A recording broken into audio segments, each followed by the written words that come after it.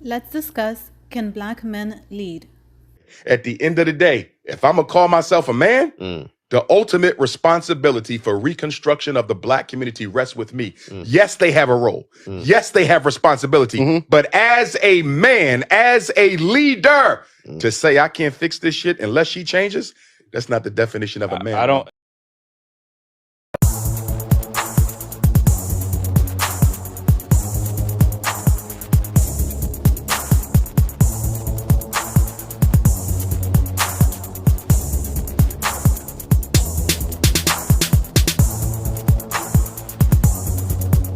What I'm saying is I'm capable of being that leader, that provider. I've worked hard in my life. You get what I'm saying? I should not have to do. You still go back to individualism. But I only feel like Individualism, caring more about your own personal life than the state of your community as a whole. Collectivism, prioritizing the outcome of your group over the individual outcomes of single members of the group. When it comes to systemic racism, how do you believe it should be fought? A, through the lens of individualism, or B, through the lens of collectivism? When it comes to systemic issues within the black community, how do you believe it should be fought? A, through the lens of individualism, or B, through the lens of collectivism? Too many of us code switch our values depending on whether or not we have something to gain.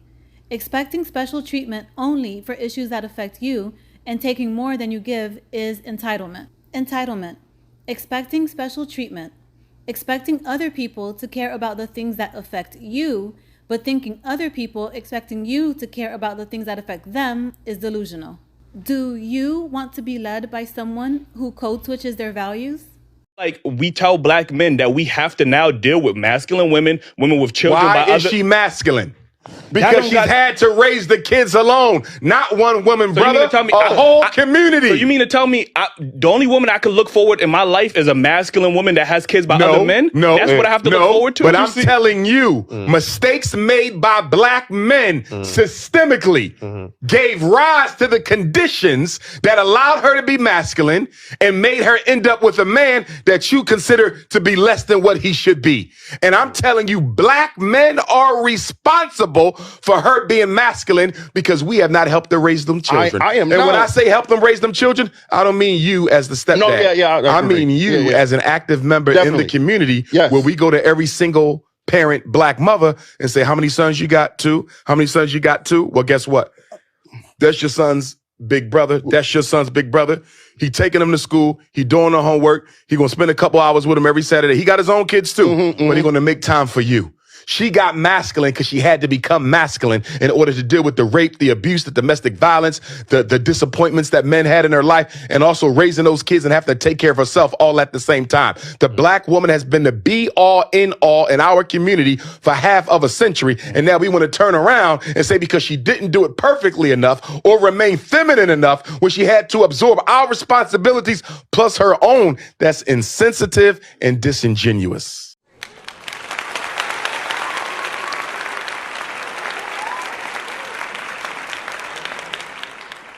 Father, you may be a damn good father, but guess what? What are we doing for the community? What are we doing for the children who don't have a father? You don't think the black woman got a right to be angry when she's been raising 2/3 of the kids by herself for 50 years? And the minute she raised her voice, we say she's not humble enough? She had to become masculine to survive the rape, the molestation, the domestic abuse. Are you telling me you can't see how we created that? I understand that, but she needs to be more selective. If we was loving our women and taking care of our women, do you think she would be like that? That personality has a history. If she's picking Pookie and Ray Ray instead of you're making her a scapegoat. No, she's picking a scapegoat. No.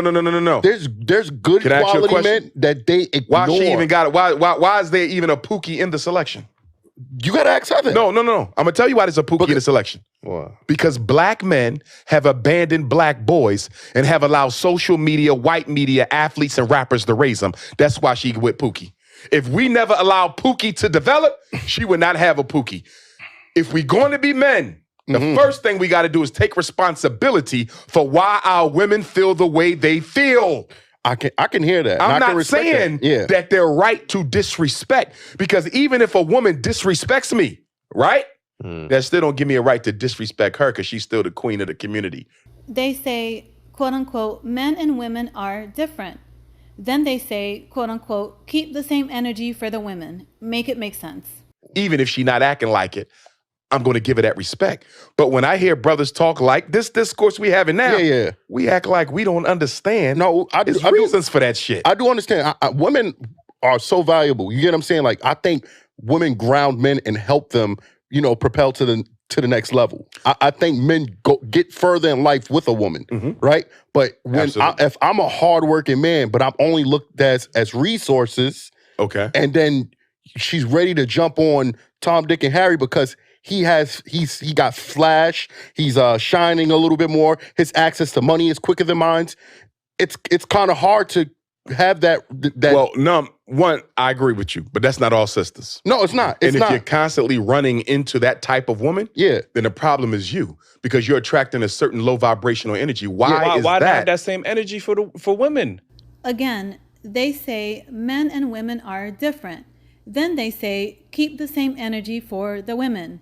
Make it make sense. You will say, well, if you can't find a good woman in America, there's somewhere else. in Absolutely. Africa. So why not teach that same rhetoric to our women? Like, if you feel like tell sisters all the time go to Africa. So I know sisters who marry. I just spoke with a sister. She invited me to the wedding. She just married a brother from the continent. So, but instead of saying they will never get married, I'll take sisters to Africa who married brothers they met in Africa. Right. So yeah, I think there's plenty. I think there's obviously plenty of black men and black women. So and what I also tell black women, if you're going to go get you an African man from the continent, right, you're going to have to understand that the way in which you talk to black men in America will not be tolerated over there. See, and I think this is where we get into the potatoes of the conversation. And I think, you know, for me at least, what was triggering, and I know obviously Jew interrupted immediately, was this, like, you know, if you could tell them to change their behavior to other, you know, men, you know, why not have that same energy for us? And I think that's where a lot of men, like myself, are frustrated, is that we almost feel like, you know, we gotta kiss their ass, but when you tell them to, you know, when they go to an African man, white man, Hispanic man, you know, the energy is different. Like, you know, they're not gonna tolerate that. Like, so you mean to tell me we gonna tolerate it? Like, we supposed to tolerate it? So I think that initially is what provoked the passion in this conversation, was just like, you know, and I think you need to like say it again, Eli, because people still ignore the fact of what you just said, and the fact that he even said that, the audacity, like that, for us to have to accept that. You got to break it down to people or replay that. Go back to that. Let me go back real quick, please, because he shitted on us American men. And that the way in which, like, women, if you're going to go get you an African man from the continent, right, you're going to have to understand that the way in which you talk to black men in America will not be tolerated over there. Why the fuck is it tolerated? It's not tolerated here. That's what we're trying to tell them. Well, you absolutely are tolerating it if you are still having sex with them. You absolutely are tolerating it if you are still dating them. We do some lemon pepper. Some lemon pepper. It's some onion powder. Onion powder. Why is the water soapy? What did you do? I said wash the fucking chicken. What is this? What you mean? I'm washing it. Taekwon, why is there soap in the chicken? Tom, why is there soap in the chicken?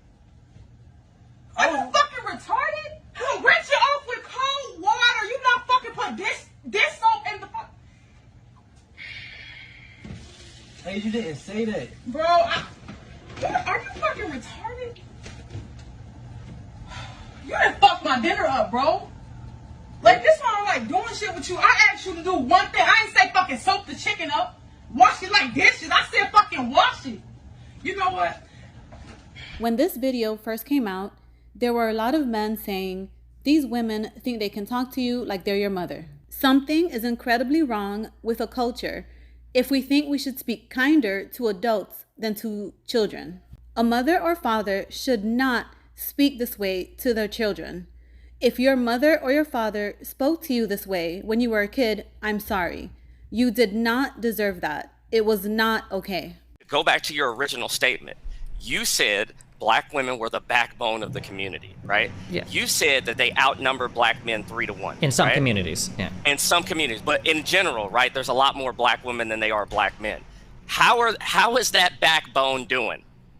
Well, considering women are approaching black men in income, I mean, that's one thing. Black women are outgraduating black men, right? Okay. I mean, like, it seems like they're trying, but I'm not going to sit here and tell you they're doing great, because that's not a great position to be in. I'm just saying that, like, I understand why the issues in the black community that exist for men exist. And I'm not going to sit here and say, fuck them for that, fuck them for that. But while I'm acknowledging that, I'm also going to acknowledge the issues for black women as well, right? When black women are like, oh, I don't need a baby daddy, I can do this shit on my own, fuck black men, blah, blah, blah, blah, blah. Well, that's a response to black men. The same way that black men not trusting cops is a response to cops fucking over black men, black women not trusting black men is going to be in response to black men fucking over black women. I think we have to understand. If you are saying that you understand the relationship dynamics between certain groups of people, you understand that black men are apprehensive to police officers and women are apprehensive to men. Why is it when men create a space for themselves where they're naming all the negative things that women have done to be aware of these things, why then is it an issue? Because when you get into, any good leader or successful person knows that putting yourself in a victim mindset of blaming and looking at everybody else for doing wrong things is never going to propel you forward. 11 signs of the victim mentality. Number 1, they are constantly blaming other people or situations for feeling miserable. Number 2, they possess a life is against me philosophy. Number 3, they think others are purposefully trying to hurt them. Number 4, they are cynical or pessimistic.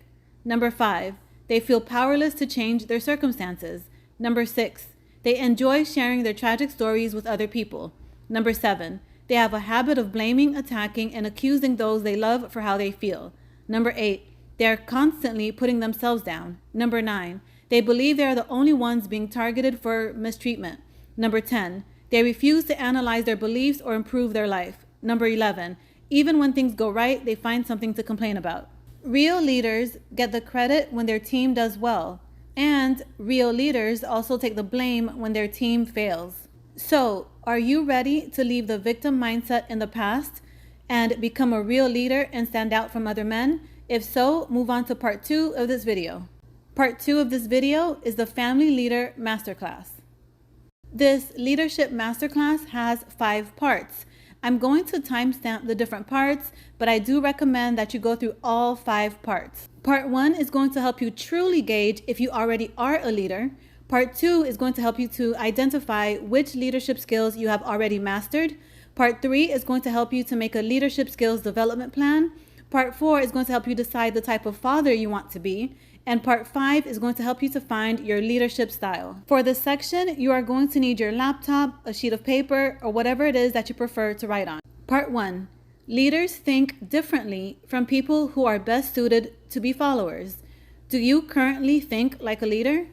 Answer these questions truthfully to get a snapshot of your leadership. Number 1.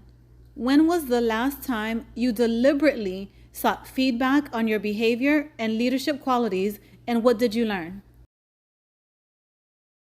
Number 2, how do you reflect on your behavior and how often do you do this? Number 3, in the course of a typical workday, how much attention do you pay to how much stress you're feeling? Number 4, identify 3 examples of how you modify your communication style to suit a situation. Number 5, name 3 examples of when you were in a conflict situation. Number 6, what did you do and how did you feel at the time? Number 7, how do you recognize what others are thinking and feeling? And number 8, how do you describe yourself? How did you feel going through those 8 questions? How would a leader answer those 8 questions? Part 2, which of these leadership qualities are already a part of how you show up in the world? So let's identify your top leadership skills and which ones need improvement.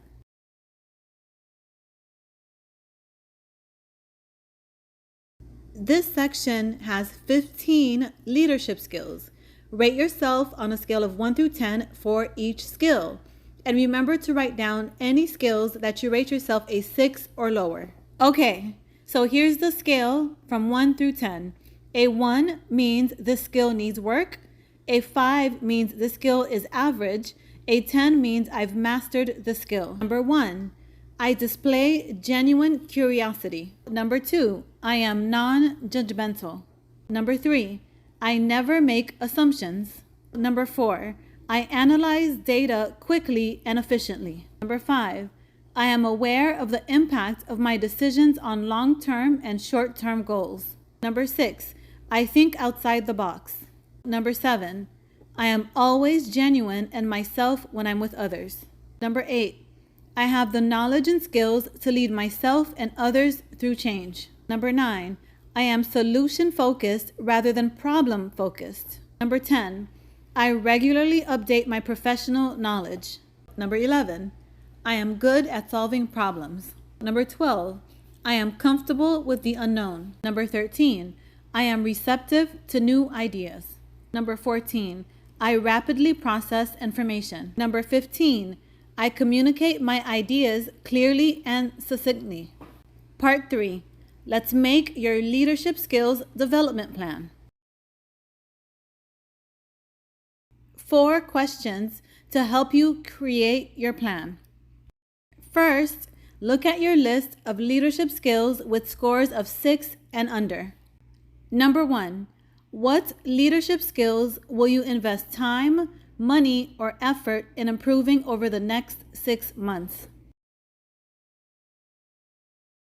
Number 2, what leadership skills will you improve over the next 6 months, and what impact will that make on you and those around you? Number 3, what resources do you need to help you to improve these skills? And number 4, what obstacles are likely to get in your way? How will you overcome them?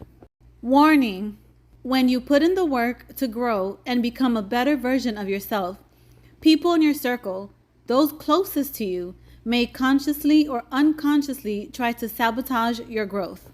This is because they will fear you outgrowing them. Always remember, when it comes to human behavior, first they laugh at you, then they copy you, then they pretend they knew you could do it all along. So identify who are the safe people to share your leadership growth plans with.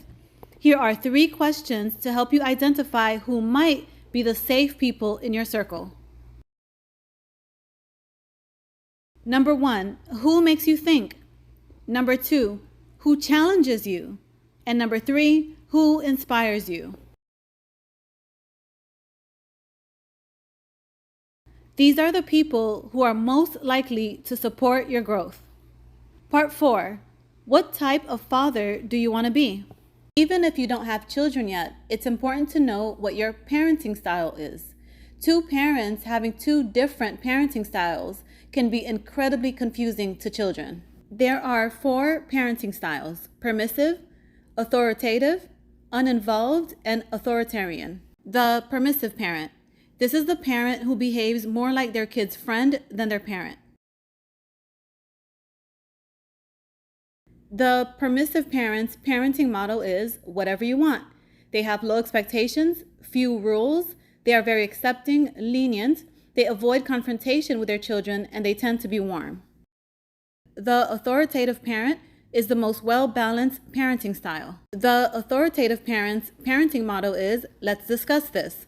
They have high expectations, clear standards, they are assertive, they are democratic, they are flexible, they are responsive, and they are warm.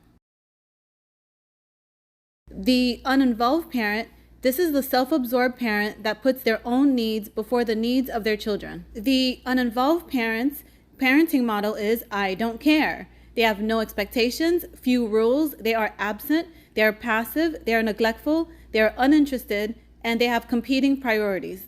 The authoritarian parent, this style often leads to children growing up into adults who struggle to make their own decisions. The authoritarian parent's model is, because I said so. They have high expectations, clear rules, they are forceful, they are rigid, they like to punish, and they have limited warmth. So there you have it, the 4 parenting styles: permissive, authoritative, uninvolved, and authoritarian. So, which parenting style are you going to use with your children? It is paramount that you and your girlfriend or wife are on the same page as to how you want to parent your children. When parents have different parenting styles, it can be incredibly confusing to children. Part 5. We are more effective when we work with our strengths instead of trying to be someone we are not. So, what is your natural leadership style?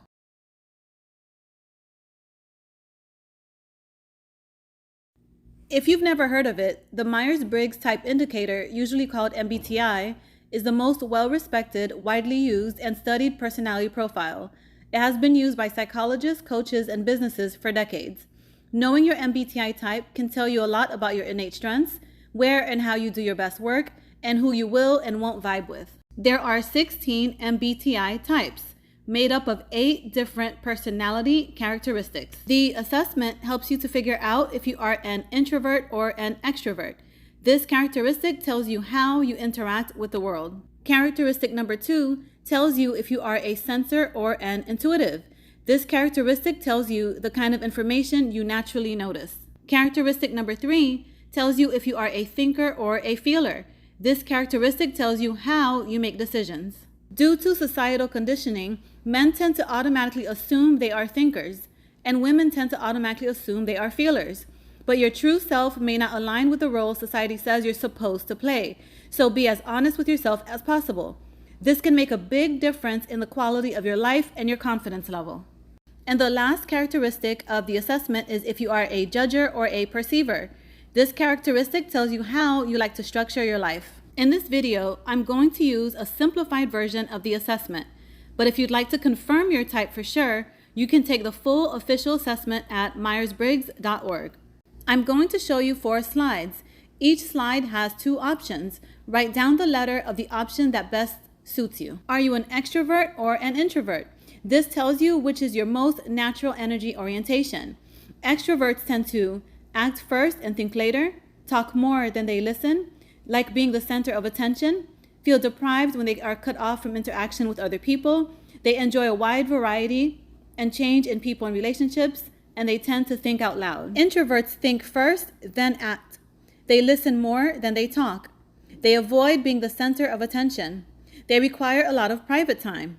They prefer one-to-one communication and relationships, and they tend to think things through inside their head. So write down your first letter. Are you an extrovert or an introvert?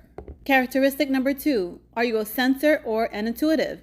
Sensors trust what is certain and concrete.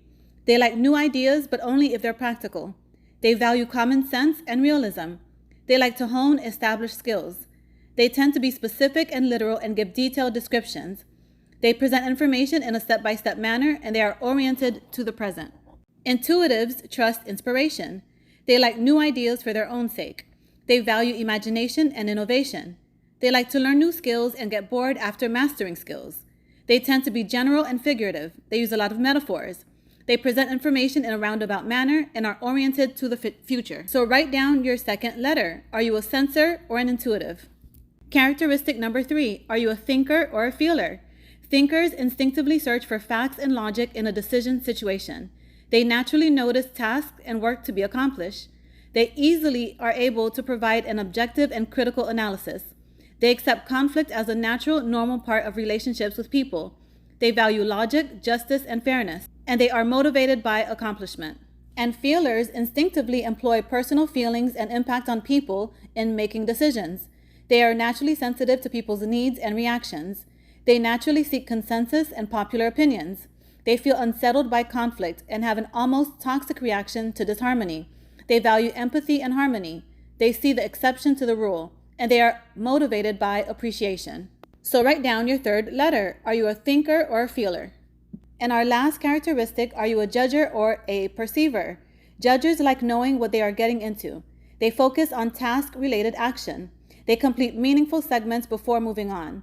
They work best and avoid stress when able to keep ahead of deadlines. They naturally use targets, dates, and standard routines to manage life. They are happiest after a decision has been made, and they are satisfied most from finishing a project. And perceivers are comfortable moving into action without a plan. They like to plan on the go.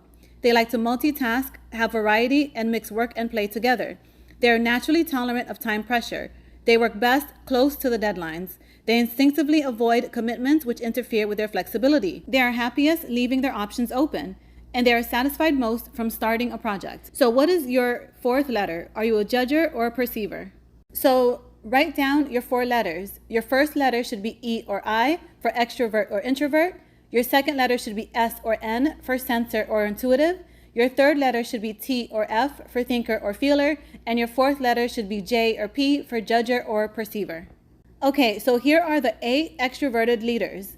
I'm going to list their leadership style and the type of relationship that tends to be the most satisfying for his personality.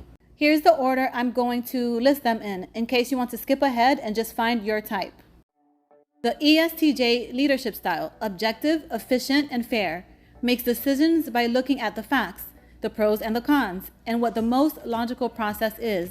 They are practical leaders and will usually be quick to find a clear direction and stick with it. The relationship the ESTJ usually thrives in is a steady and predictable relationship. The ESFJ leadership style is encouraging, charismatic, and hardworking. They use empathy and compassion to make sure everyone is heard and understood. They are efficient. They put the needs of those they lead before their own needs. They are caring and task-oriented, and they lead with kindness and clarity. The type of relationship that the ESFJ usually thrives in is an old-fashioned romantic type of relationship. The ESTP leadership style is charismatic, effective, and fun-loving. They are excellent at seeing great opportunities. They are inspiring speakers. They are great at troubleshooting. They use humor while leading others. They are masters at solving problems quickly. They try to be as logical as possible, and they are great at motivating those they lead into action. The relationship style that the ESTP usually thrives in is a fun and easygoing relationship. The ESFP leadership style is that they are likable, fun-loving, and inspiring leaders. They are very in tune with the needs of those they lead. They lead with honesty and compassion. They adapt to changes quickly. They are great at uplifting and encouraging those they lead.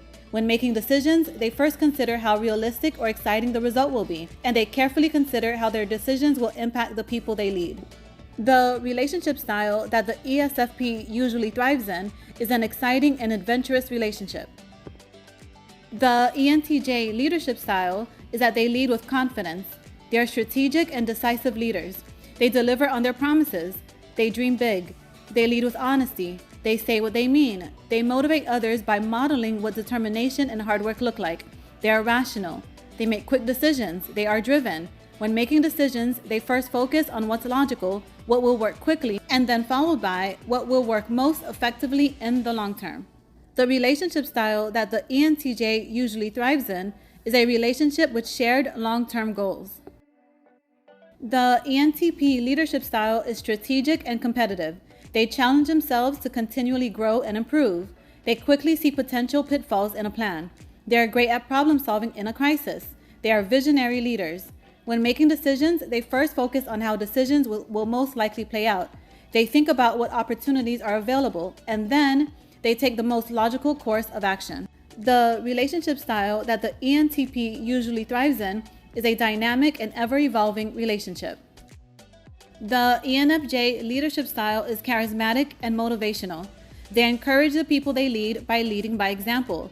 They are organized, goal-oriented, and very disciplined. They take the time to understand where everyone is coming from, and they use their intuition to navigate social settings, and they are very diplomatic. The relationship style that the ENFJ usually thrives in is a relationship that facilitates personal growth for both partners. The ENFP leadership style is that they are resourceful leaders. They brainstorm frequently with those they lead. They are inspiring. They do not micromanage. They give others the freedom to complete tasks in their own way. They don't mind sharing leadership. They are open to new ideas and differing points of view. When making decisions, they think about how that decision will impact those they lead. The relationship style that the ENFP usually thrives in is a passionate and growth-oriented relationship. Okay, now let's get into the 8 introverted leaders. Here's the order I'm going to list them in case you want to skip ahead and find your type. The ISTJ leadership style is that they are careful leaders. They make sure the people they lead have a clear direction. They are honest leaders, and they create logical plans of action. They are take-charge types. They make sure plans are detailed, accurate, and based on facts. They make it easy for everyone to understand where they're going and how they're going to get there.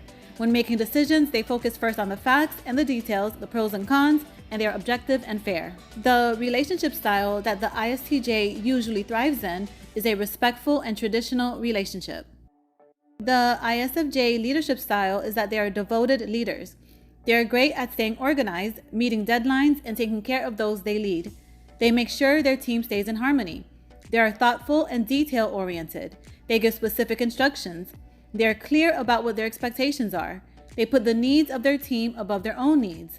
When making decisions, they first consider how their decisions will impact other people, and they look at the facts, details, and practical implications. The relationship style that the ISFJ usually thrives in is a stable and long-lasting relationship. The ISTP leadership style is that they are open-minded leaders. They focus on realistic opportunities and plans. They are willing to hear many different perspectives. They prefer to live and let live. They give others the freedom to make their own decisions. They strive to find the most effective way to achieve a goal while minimizing unnecessary labor. They are adaptable and cool-headed in a crisis. When making a decision, they first consider the most logical approach. Then, they find the most efficient course of action. The relationship style that the ISTP usually thrives in is a practical and independent-minded relationship. The ISFP leadership style is that they are compassionate leaders. They are good listeners. They are empathic leaders. They believe in standing up for the underdog. When they make decisions, they first consider how that decision aligns with their conscience and values. Then, they think about how that decision will impact the people they lead. The relationship style that the ISFP usually thrives in is an adventurous and lifelong partnership. The INTJ leadership style is that they are strategic leaders. They lead with vision, rationality, and determination. They are guided by their intuition to see pathways toward a goal. They have no problem directing, delegating, and putting plans into place. They are calm and focused and inspire confidence in the people they lead. When making decisions, they first consider how they will play out. Then, they think of the most efficient and logical course of action. The relationship style that the INTJ usually thrives in is a stable and intellectual relationship. The INTP leadership style is that they lead with accuracy, knowledge, and curiosity. They are democratic leaders. They make sure everyone is heard. They give others the freedom to find solutions to their own problems. They have great insight and use strategic thinking. They have a strong vision for the future. They are great at hearing others out, even when they disagree with their opinions. They step in quickly to problem solve when issues arise, and they are great at knowing how to avoid problems. The relationship style that the INTP usually thrives in is an honest and understanding relationship. The INFJ leadership style is a passionate, insightful, and visionary style. They believe in taking care of others, listening to others, and understanding where everyone is coming from. They plan strategically. They are perfectionists and demanding of themselves, but encouraging and motivating to those they lead. When making decisions, they will first consider how a decision will play out, and then they consider how it will impact the people they lead. The relationship style that the INFJ usually thrives in is a complex and intellectually challenging relationship. INFPs are passionate, caring, and empathic leaders. They are innovative and open-minded when making plans. They are excellent listeners. They are encouraging leaders. When making a decision, they first consider how it will align with their values and morals. Then, they consider how it will impact the people they lead. The relationship style that the INFP usually thrives in is a deeply romantic and intimate relationship. The top 5 skills that are mastered by the irreplaceable leader are: number 1, self-knowledge; number 2, solution-focused problem solving; number 3, follow-through; number 4, emotional intelligence; and number 5, proactivity instead of reactivity. When I talk to some men about emotional intelligence, they think being emotionally intelligent means being in your feelings, crying, and wearing your heart on your sleeve. And because of this, they fear that becoming emotionally intelligent will, quote unquote, turn them into a woman. That's like saying that learning management skills to better manage my team at work will turn me into a woman. Emotional intelligence is a set of skills you learn to be more effective when dealing with, managing, and leading other people. It's not your fault that you weren't taught these skills when you were a kid, But as adults, it is our responsibility to learn skills we were never taught, especially if we want to lead others. Remember, people follow people they want to follow, not people they have to follow. Instead of demanding that women let you lead, become the leader whose abilities and skills she cannot deny. In other words, be the man who makes her feel safe under your leadership. Thank you for watching. I am grateful for you. My name is Melissa Rochelle, and I'm a holistic wellness and relationship coach. Please remember to like, subscribe, and most importantly of all, share this information with everyone you know, so that we can do everything we can to break the generational cycles of broken homes, burnt out single moms, and fatherless children.